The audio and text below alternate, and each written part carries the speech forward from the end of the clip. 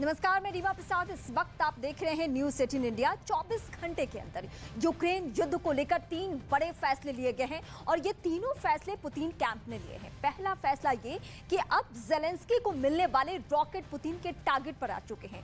दूसरा फैसला ये कि पुतिन अब अपना सबसे खतरनाक टैंक यूक्रेन के युद्ध में उतारने के लिए मजबूर हो सकते हैं। और तीसरी बात, पुतिन के सबसे भरोसेमंद कमांडर रमजान कादिरोव ने बताई है कि ये रिपोर्ट आप दिखाते हैं आपको, और ये समझिए कि कादिरोव का नया एक्शन प्लान कैसे जेलेंस्की की मुसीबत दोगुनी कर सकता है। इस नए एक्शन प्लान में रमजान कादिरोव एक डॉन को लेकर आगाह कर रहे हैं।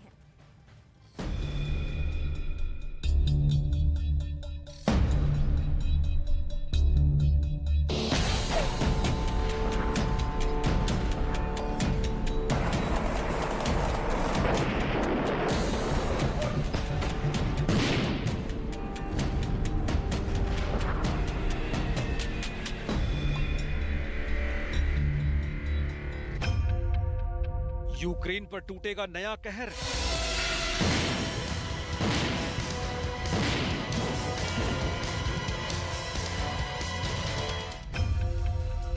डॉनबास में चेचन लड़ाकों की एंट्री।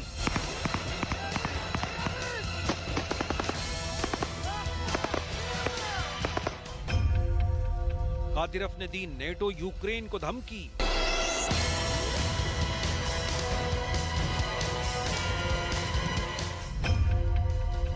यूक्रेन का डॉन कौन?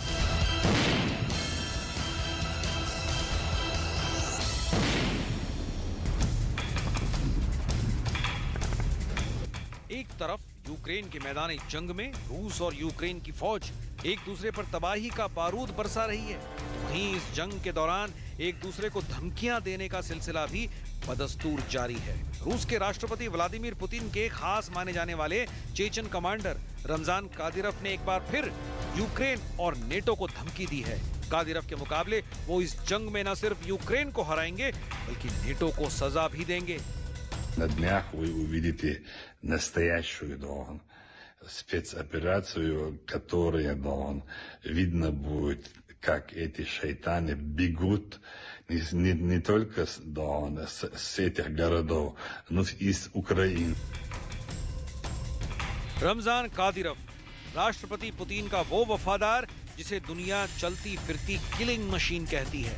रमजान कादिरोव, राष्ट्रपति पुतिन का वो खास कमांडर जिसकी डिक्शनरी में रहम नाम का कोई शब्द मौजूद ही नहीं है। रमजान कादिरोव, राष्ट्रपति पुतिन का लड़ाका जो पुतिन के एक इशारे पर किसी भी इलाके को श्मशान बना दे।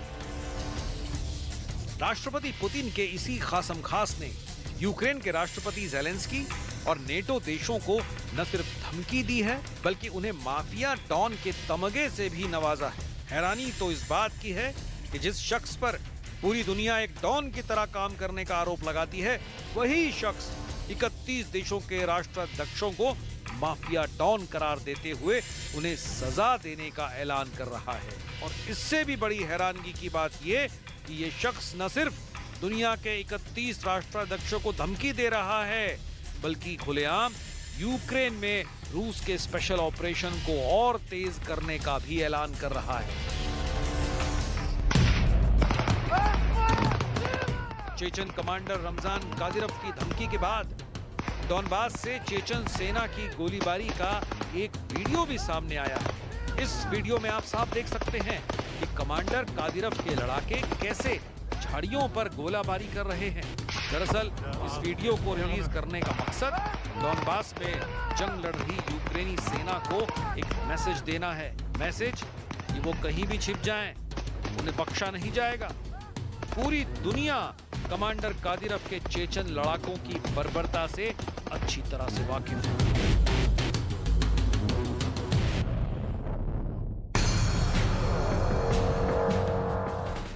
चेचन कमांडर रमजान कादिरोव की धमकी के बाद रूस के रक्षा मंत्रालय ने भी एक वीडियो रिलीज किया है। इस वीडियो में साफ दिखाई दे रहा है कि रूस ने भी यूक्रेन के डॉनबास में अपने हमलों को पहले से ज्यादा तेज करने की कवायद शुरू कर दी। यूक्रेन के इर्कुत्स्क इलाके से गुजर रही इस ट्रेन पर रूसी सेना का वो हथियार और गोला बारूद लदा हुआ है जिसका इस्तेमाल डॉनबास की जंग में किया जाएगा। यानी कमांडर कादिरव ने जो धमकी दी है उसकी हकीकत का अक्स यूक्रेन की सरजमी पर दिखाई देना शुरू हो गया है और इस ट्रेन पर लदे रूसी सेना के MLRS और 152 mm की आर्टिलरी गन कमांडर कादिरव की धमकी के सच को बयां कर रहे हैं।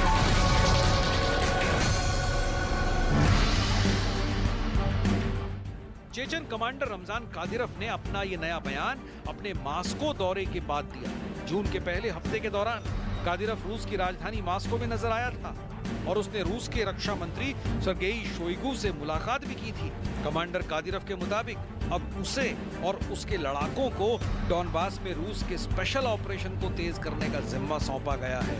यानी मारियोपोल में कहर मचाने के बाद अब डॉनबास में कमांडर कादिरव अपने लड़ाकों के साथ कत्लेआम का कोहराम मचाने वाला है। लिहाजा डॉनबास के मैदान जंग में पहुंचने से पहले ही उसने राष्ट्रपति ज़ेलेंस्की को एक माफिया डॉन करार देते हुए उन्हें राष्ट्रपति पुतिन से माफी मांग लेने की नसीहत भी दे डाली है।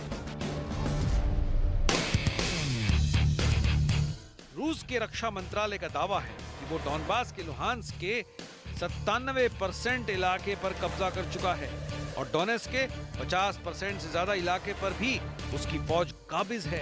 फिलहाल डॉनबास में रूस और यूक्रेन की सेना के बीच भीषण जंग चल रही है। यूक्रेन के राष्ट्रपति वोलोदिमीर ज़ेलेंस्की का कहना है कि उन्हें रूस के खिलाफ जंग जीतने के लिए और ज्यादा सैनिकों और हथियारों की जरूरत है। राष्ट्रपति ज़ेलेंस्की रूस की सेना को रोकने के लिए इजराइल से आयरन डोम डिफेंस सिस्टम तक मांग चुके हैं। Тому що, щоб наступати, ви прекрасно в цьому, я думаю, знаєте, для цього потрібно не менше в 10 разів техніки і не менше в 10 разів людей. Так? Тому що бажання у нас більше, але техніки поки що у нас менше. Тому ми не можемо. राष्ट्रपति ज़ेलेंस्की के मुताबिक जंग में यूक्रेन एक बड़ी तादाद में अपने सैनिकों को खो चुका है, लेकिन उन्होंने इस बात की उम्मीद जताई कि अंतर्राष्ट्रीय समुदाय के दबाव के बाद रूस को यूक्रेन से शांति वार्ता करने के लिए मजबूर होना पड़ेगा। Вже втратили багато людей для того, щоб просто так, ви знаєте, віддавати наші території. Тому зброєю нам зрозуміло політичне об'єднання світу навколо нас і потужна санкційна політика, яка допоможе посадити Російську Федерацію за стіл перемовин без ультимативної позиції з їх сторони. मैक्सार टेक्नोलॉजीज ने डॉनबास में तबाही की कुछ सैटेलाइट तस्वीरें जारी की हैं। इन तस्वीरों में आप डॉनबास में फैली तबाही और बर्बादी का अंदाजा लगा सकते हैं। रूस की गोलाबारी में तबाह हुए लोगों के आशियाने, बर्बाद हो चुके अस्पताल, एक रिहायशी इलाके के पास गोलाबारी के बाद बना बड़ा गड्ढा।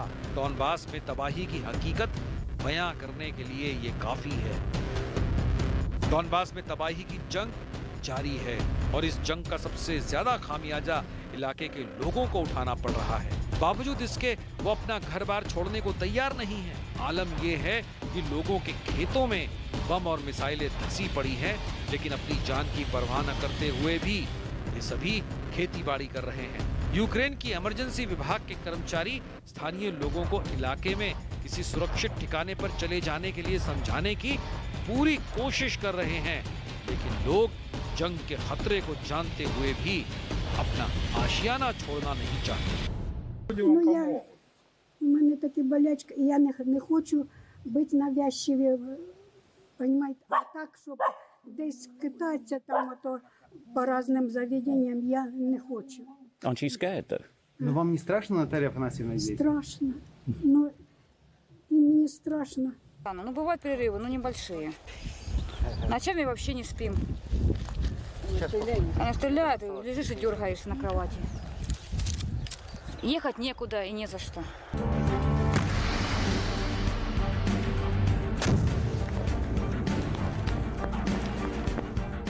रूस की सेना किस कदर डॉनबास की जंग में कहर बरसा रही है, ये वीडियो उस हकीकत की तस्दीक कर रहा है।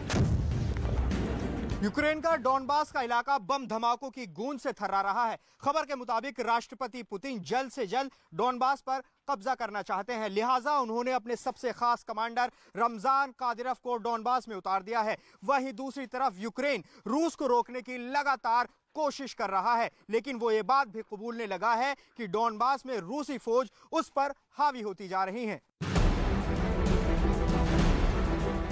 जंग के दौरान रूसी फौज ने यूक्रेन की तरफ से जंग में हिस्सा ले रहे 2 ब्रिटिश और 1 मोरक्को के नागरिक को पकड़ा है। रूस समर्थित अलगाववादियों वाले डोनेट्स्क की सुप्रीम कोर्ट में सीखचों के पीछे बैठे ये तीनों एडन एस्लिन, शॉन पिनर और साद इब्राहिम है। इन तीनों पर आरोप है कि ये यूक्रेन के भाड़े के सैनिक हैं। फिलहाल इन पर डोनेट्स्क की अदालत में मुकदमा चल रहा है।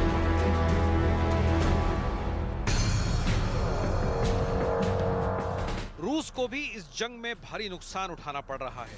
डेली मेल की खबर के मुताबिक यूक्रेन जंग में अब तक रूस के टॉप 50 कर्नल मारे जा चुके हैं। इतना ही नहीं, 31 मई को एक ही दिन में रूस के 2 बड़े सैन्य अधिकारी लेफ्टिनेंट कर्नल व्लादिमीर नेगमातुलिन और मेजर जनरल रोमन कुतुजोव मारे गए थे। राष्ट्रपति ज़ेलेंस्की का आरोप है कि रूस की बेवजह की इस जंग में रोजाना उसके सैकड़ों सैनिक मारे जा रहे हैं।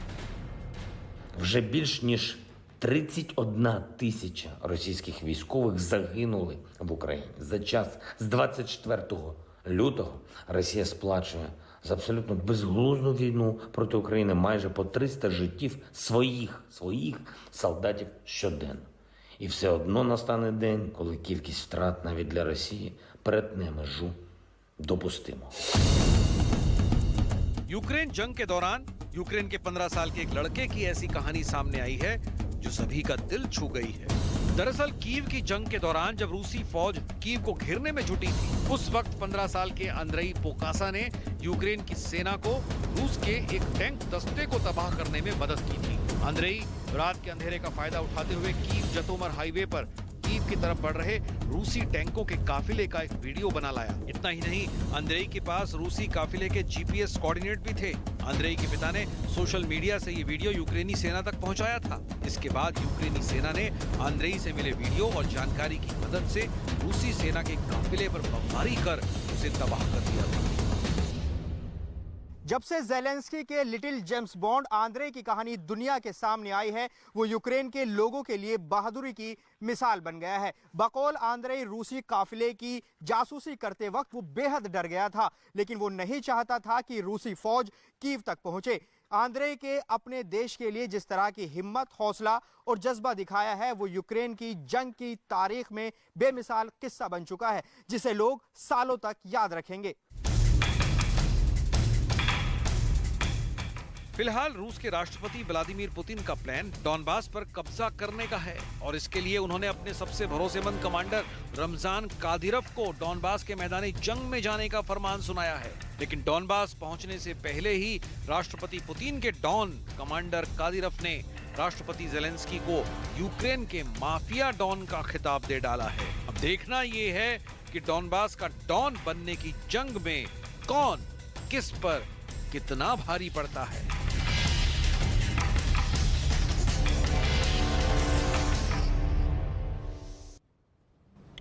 रूस यूक्रेन युद्ध अब 4थे महीने में एंट्री ले चुका है। इस दौरान रूस ने यूक्रेन के 20% क्षेत्र पर कब्जा कर लिया है। इधर नाटो देश और अमेरिका यूक्रेन को अब तक अरबों रुपए का हथियार दे चुके हैं, लेकिन ये हथियार यूक्रेन में कबाड़ हो गया है। आखिर ऐसा क्यों हुआ, देखिए इस खास रिपोर्ट के जरिए।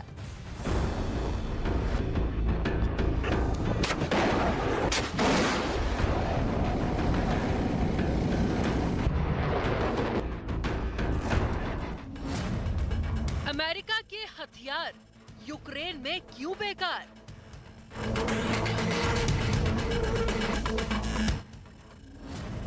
नाटो के रॉकेट लॉन्चर यूक्रेन में क्यों नहीं चल रहे?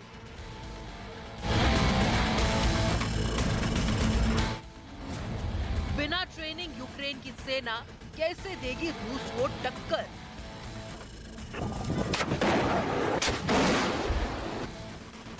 अपने हौसले, जोश और हिम्मत की बदौलत भले ही यूक्रेन की सेना ने रूस को 100 दिनों से ज्यादा रोके रखा है, लेकिन लड़ाई हिम्मत, जोश और हौसलों के साथ साथ मॉडर्न वेपन से लड़े जाते हैं। एक तरफ रूस यूक्रेन में अपने लेटेस्ट हथियार का प्रयोग कर रही है, वहीं यूक्रेन के अपने पुराने हथियारों की बदौलत मैदान में खड़ी है। पश्चिमी मीडिया में दावा किया गया कि अमेरिका समेत कई देशों से मिले हथियार यूक्रेन में धूल खाने को मजबूर है। ऐसा इसलिए क्योंकि ज़ेलेंस्की की सेना को इन्हें चलाने की ट्रेनिंग ही नहीं दी गई।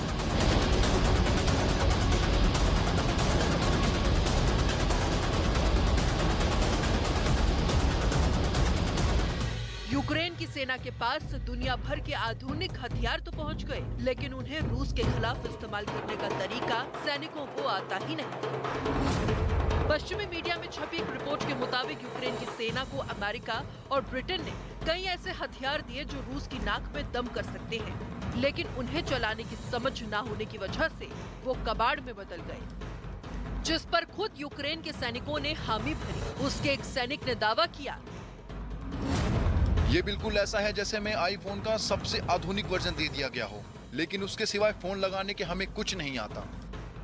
यानी वो हथियार जो इस जंग का रुख पलटने की ताकत रखते हैं, वो ज़ेलेंस्की के जवानों की मुसीबत बन गए हैं। आशंका जताई जा रही है कि इसी वजह से वहां करोड़ों के हथियार सिर्फ देखने के काम आ रहे हैं। इसके अलावा अभी ब्रिटेन वादे के मुताबिक यूक्रेन को खतरनाक मल्टीपल लॉन्च रॉकेट सिस्टम भी देने वाला है।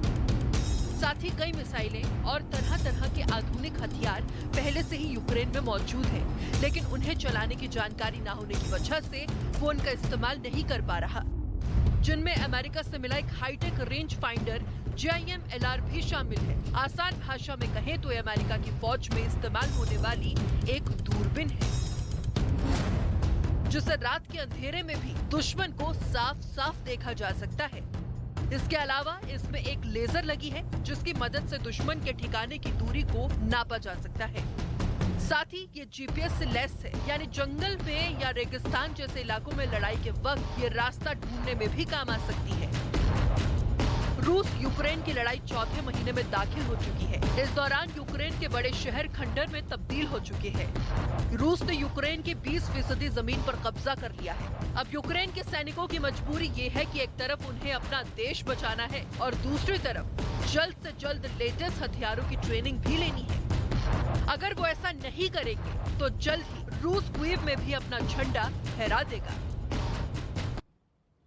एक बार फिर खार्किव जंग का मैदान बन चुका है। यहां रूस ने पिछले 3-4 दिनों में हमले तेज कर दिए हैं। 7-8 जून की दरमियानी रात को रूस ने खार्किव में एक सुपरमार्केट को बम से उड़ा दिया। इस सुपरमार्केट के बाहर अब क्रेन से मलबे को हटाया जा रहा है। देखिए जावेद मंसूरी की ये खास रिपोर्ट।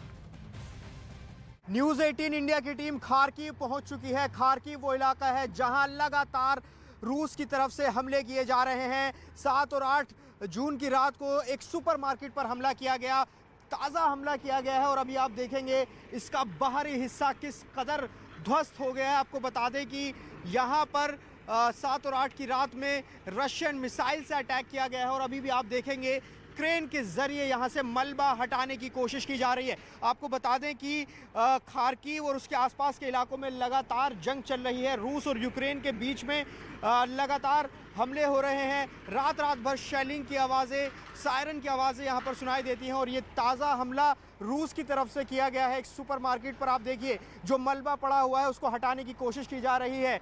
आधिकारिक आंकड़ा नहीं है, लेकिन कहा जा रहा है कि इन हमलों में कई लोगों की मौत भी हुई है और कई लोग घायल भी हुए हैं। संख्या पुष्ट कर पाने की स्थिति में हम नहीं है, लेकिन पिछले 72 घंटों में खार्किव पर हमले और ज़्यादा तेज़ हो गए हैं। देखिए जो ऊपर स्टाफ है यहाँ नुकसान का आकलन कर रहा है। जो आप देखेंगे 3 लोग नज़र आ रहे हैं और जो यहाँ पर क्रेन से इस सामान को जो मलबा है इसको बाहर निकालने की लगातार कोशिश की जा रही है। आपको बता दें कि पूर्वी यूक्रेन में ये खार्किव पड़ता है। खार्किव में लगातार जंग चल रही है रूसी सेना और यूक्रेन की सेना के बीच में। शुरुआत में इन इलाकों से भगा भी दिया गया था रूस की सेना को, लेकिन एक बार फिर से हमला हुआ है। यहाँ आप विजुअल्स में देख सकते हैं और ये पिछले 72 घंटों में और तेज़ी देखी गई है। तो ये स्थिति खार्किव की बनी हुई है। खार्किव में अलर्ट जारी किया गया है। मुस्तैद सेना नज़र आ रही है कि दोबारा से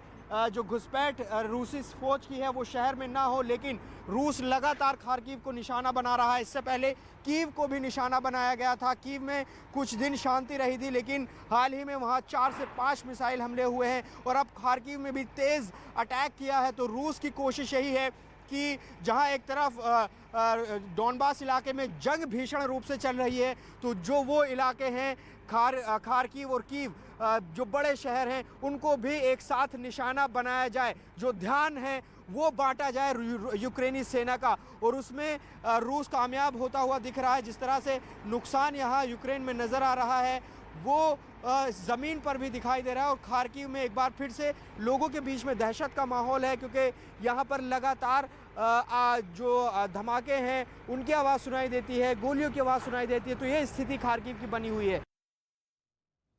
यूक्रेन के खिलाफ युद्ध में रूस को बहुत बड़ा झटका लगा है। पिछले 24 घंटे में रूस के 2 बड़े अधिकारी की मौत हो चुकी है और कीव की सड़क पर रूस के फाइटर विमान के मलबे और तबाह हुए टैंक दिख रहे हैं। कीव में रूस की तबाही दिखाने के लिए न्यूज़ 18 की टीम ग्राउंड पर है और जावेद मंसूरी की एक रिपोर्ट आपको हम फिर दिखाते हैं कि कीव में किस तरीके से रूस की बर्बादी हुई है और इस पे उन्होंने एक रिपोर्ट तैयार की है। आप देखिए। यूक्रेन ने इस जंग को खींचा है, कड़ा मुकाबला भी दे रहा है और अभी भी आपको बता दें कि जो दक्षिण और पूर्वी यूक्रेन है वहाँ भीषण जंग चल रही है। डोनबास के इलाके में, सेवेरोडोनेस्क के इलाके में वो जंग अभी भी चल रही है। और कीव जो कि पिछले कई हफ्ते से शांत था, तो करीब 3 दिन पहले यहाँ पर फिर से 4 से 5 मिसाइल अटैक्स जो हैं वो रूस की तरफ से किए गए हैं। तो इस वक्त जो यूक्रेन में माहौल होता है वो बिल्कुल अभी भी कह नहीं सकते हैं कि सामान्य है। लोगों में डर का माहौल होता है, क्योंकि कभी भी यहाँ पर जो सायरन है वो बजते हैं। सायरन जब तब बजता है जब कोई एयर ऑब्जेक्ट दिखता है। तो ऐसी कई बार खुद हमने कीव में ऐसे सायरन सुने हैं। तो ये राजधानी कीव है जहाँ पर उन हथियारों को रखा गया है रूस के, जिन्हें जंग में तबाह किया गया था। टैंक हमें यहाँ पर दिखाई दे रहा है, ये भी ध्वस्त हुआ है जंग में। और दिखाते हैं आपको आगे की तरफ। देखिए ये बाहरी इसका हिस्सा है टैंक का, और जब कोई भी टैंक जंग में ध्वस्त होता है तो वो अंदर से कैसा दिखाई देता है वो भी दिखाने की आपको कोशिश करते हैं। दिनेश नागर, थोड़ा सा आप विजुअल और करीब से दिखाएं कि अंदर से। Not only the highest elected office of the country, but of the largest democracy of the world. Bharat के राष्ट्रपति का पद दुनिया के सबसे बड़े लोकतंत्र का सर्वोच्च चयनित पद है और जिसके चुनाव कराने की जिम्मेदारी संविधान के आर्टिकल 324 के अंतर्गत भारत निर्वाचन आयोग को सौंपी गई है। मैं अपने सहयोगी निर्वाचन आयुक्त श्री अनूप चंद्र पांडे जी एवं संपूर्ण निर्वाचन आयोग के साथ भारत के 16वें राष्ट्रपति पद के लिए चुनाव के कार्यक्रम की घोषणा करते हुए अत्यंत गौरवान्वित महसूस करता हूं। It's a matter of great pride, privilege and honor that the institution of Election Commission of India has successfully, freely, fairly conducted elections 15 times to the office of the President. And this is the 16th time, and we really feel very privileged and honored.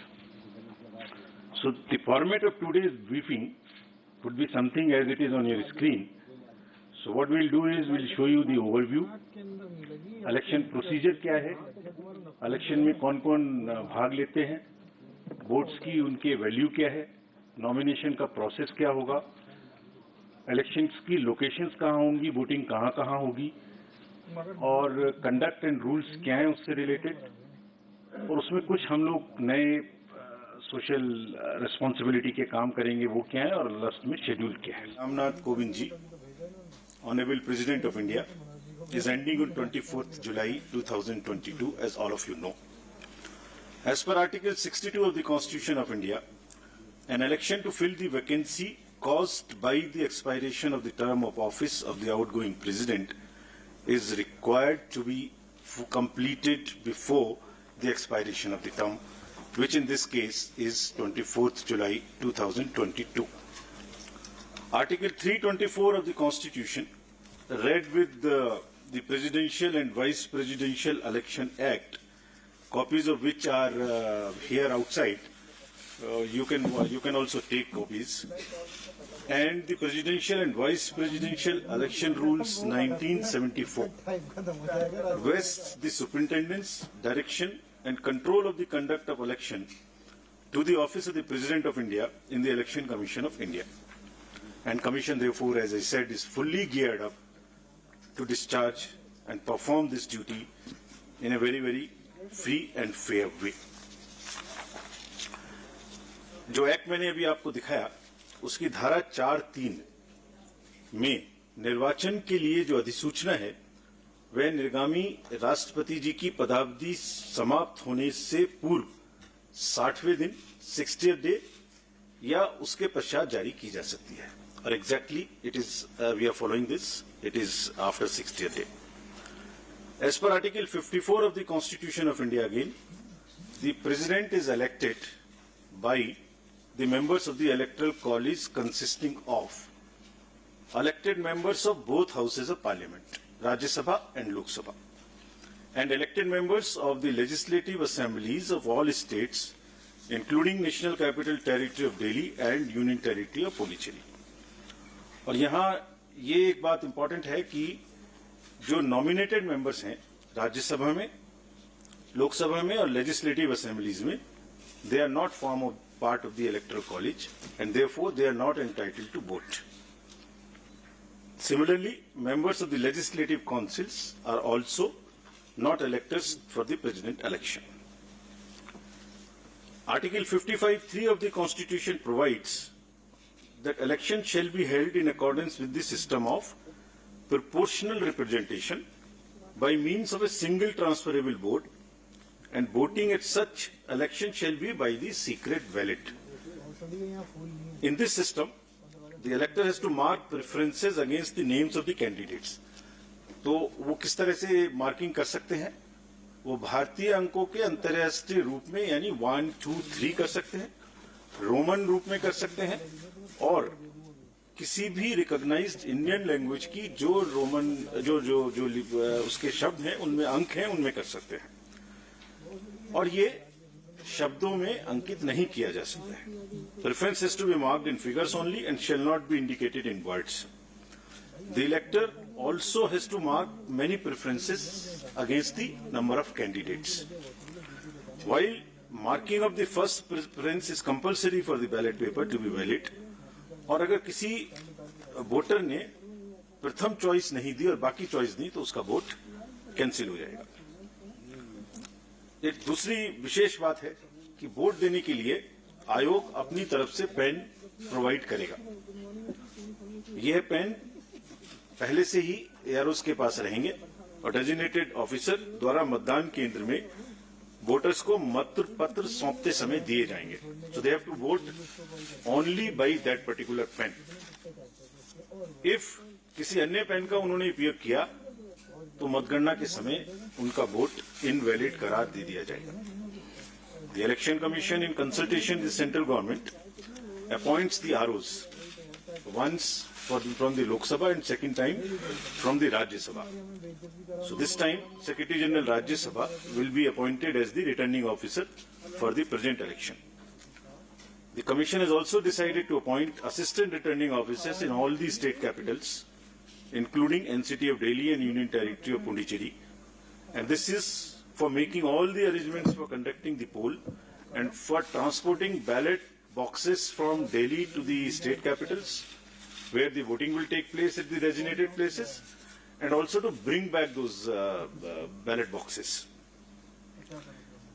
If in case the AROs are not, for some reason, fall ill or something, the Commission has also appointed the second assistant returning officers and will be distributing you a book in the form of a press note. What I am reading is available. This will be also uploaded. Appendix to this book gives you all the details of the ROs, AROs, their names, their phone numbers, everything. Now, coming to the place of voting, as per Rule 7 of the Presidential and Vice Presidential Election Rule 74, poll for the election will be taken in Parliament House and in the premises of the state legislative assemblies including the legislative assemblies of NCT of Delhi and Puducherry, and the rule provides where legislative assembly meets for transaction of business. So this is what is provided in the rule itself.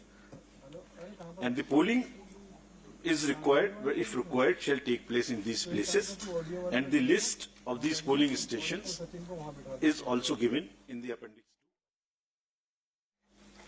Now I come to the value of the votes. Value of the votes of the elected members of the state legislative assemblies combined is 5,43,231. And similarly, of all the MPs combined, it is all these slides would also be given to you. I suppose they must be already tweeted and must be with you on your system. So the states is 5,43,231. MPs is 5,43,200. So almost equal. And total is 10,86,431. While the electoral college consists of MPs, who are 776, and MLAs of the entire country, who are 4,033, totaling to the voter list of 4809. So that's what is the total number. Now I come to the nomination papers. The nomination paper of a candidate has to be delivered only at Delhi, an office designated by the RO. और nomination के, and it cannot be at any other place, it has to be only at Delhi. Nomination में proposer के रूप में कम से कम 50 proposers, 50 members of the electoral college will propose, and another set of 50 will second.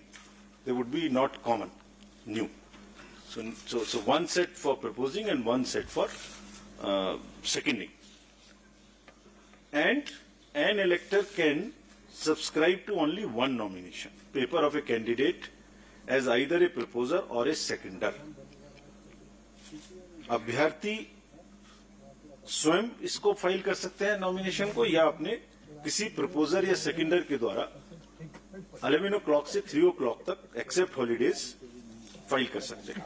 And as per the procedure there is a security of 15,000 rupees which has to be filled. There are designated treasuries, there is an RBI office, what is all provided in the booklet. This is for more for the candidates, this can be deposited. Now, coming to the electoral college again, as per Rule 40 of the Presidential and Vice Presidential Election Rules, 1974, the Commission maintains a list of members of the electoral college, as referred to in Article 54, with their correct up-to-date address and for the purposes of presidential elections. A copy of the electoral college is also being uploaded on the Commission's website. So anybody can see who is the member state-wise. That is all on the Commission's website. We'll be posting it. And there are certain, in this list, we will require to update it because there are elections which are taking place for the Rajya Sabha to the 55 positions, result of whom is coming before the presidential elections date. It is similarly, the voter list would be updated as and when the term of these MPs happen, and they will be part of the voter list. Similarly, in legislative assemblies also, wherever there are by-elections, and if the results come before the date of voting, their names would also be added in the voter list as a supplementary list, and all of that will also be put on the website of the Commission. Further, this voter list is also available if anybody wants to keep it as a record for rupees 300 at our counter, which is set up in our Commission, but it's available on our website as well. As regards the date of polling, candidate can authorize a representative to be present at the time of polling and at the place fixed for counting. Or this has to be informed to us in advance so that the representative can be approved. About the place of voting, for the MPs and MLAs. Normally, MPs are expected to cast their votes at the place of polling in the Parliament House, New Delhi. And similarly, members of the state legislative assemblies are also expected to cast their vote in the respective assemblies. However, if there is an emergency or there is some requirement, prior approval से voting location किसी भी voting location पर MPs and MLAs दूसरी अपने vote को डाल सकते हैं, बट इसके लिए कम से कम 10 दिन पहले आयोग को सूचना देनी पड़ेगी ताकि उनके वोट की व्यवस्था उस चेंज स्थान पे की जा सके. तो as I mentioned earlier, the Constitution has expressly provided that election to the office of President shall be by secret ballot. The electors are therefore expected to scrupulously maintain secrecy of vote. In this election, there is no, what you call the display of the vote at all. It is to be secret. There is no concept of open voting in this election, and showing the ballot to anyone under any circumstances will render the vote invalid. So the process is that after you have taken the ballot paper, you mark it in the compartment, fold it, and mark it with the pen, as I mentioned, which we have provided. Marking it by any other pen would also make it invalid. About the whips, it is also clarified that political parties cannot issue any whip to their MPs and MLAs in the matter of voting in the presidential election. There is no whip which is permissible in this election. As per Section 18 of the President and Vice President Election Act rules, the offence of bribery or undue influence in any manner, as defined in Section 171B and 171C of the IPC, by the returned candidate or any person with the consent of the returned candidate, are among the grounds on which the election can be held invalid by the Honorable Supreme Court in an election petition. So, there is no way that any influence or any inducement or any case of undue influence which must be totally avoided. Otherwise, it's a ground for petition.